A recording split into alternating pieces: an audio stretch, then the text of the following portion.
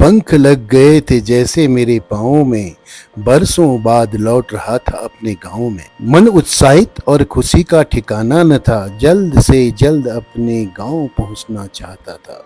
गांव की सरहद से इसे मैंने जी भर निहारा।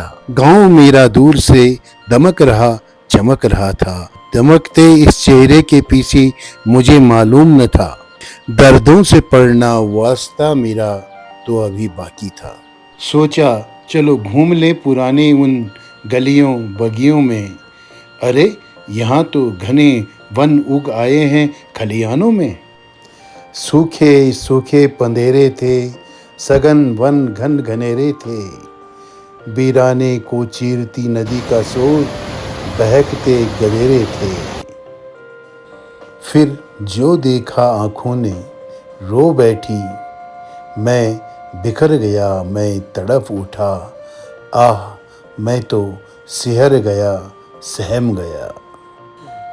खंडहरों में तब्दील होते मकान थे, चूहों मकड़ियों कीटों से घरौंदे आबाद थे। एक दूजे के कंधे पर सिर धरे दीवार थे, ज़मींदोज़ होने का कर रहे इंतजार थे। कल वह ढहा, आज मैं सब बारी बारी से मिट्टी में मिल जाना है, बातें करते आपस में। बुलंद कभी थे हम गांव की शानो शौकत थे, अतीत अपना याद कर रोते थे वे बिलखते थे, रोते थे वे बिलखते थे। एक आस थी लगी कि कोई आकर हमें संवारेगा। एक आस थी लगी कि कोई आकर हमें संवारेगा। अब फर्क क्या पड़ता है किसी के आने जाने का, किसी के आने जाने का।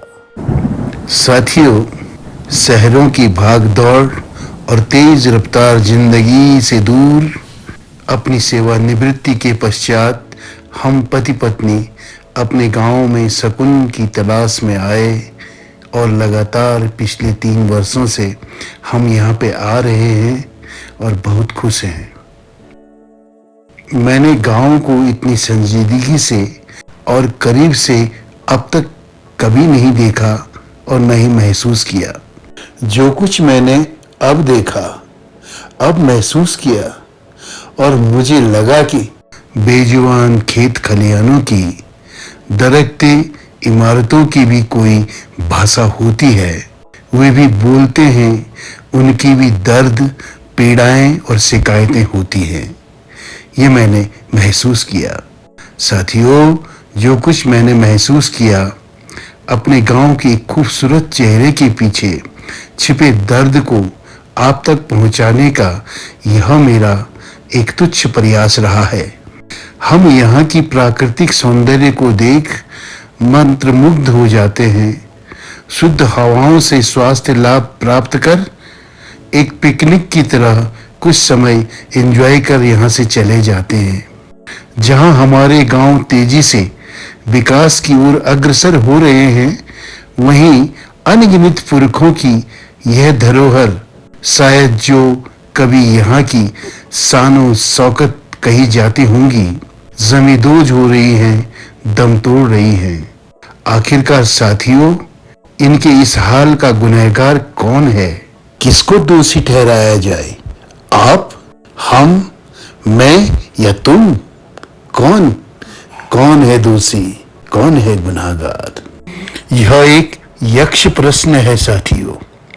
इसे आप सबके सम्मुख छोड़ते हुए आपसे विदा लेना चाहूंगा और यही कहूंगा कि सड़कें गांव घर घर तक हैं, राहगीर गुम हैं, गांव बाट जोह रही हैं, मगर रहवासी गुम हैं। इस पर जरूर सोचिए साथियों।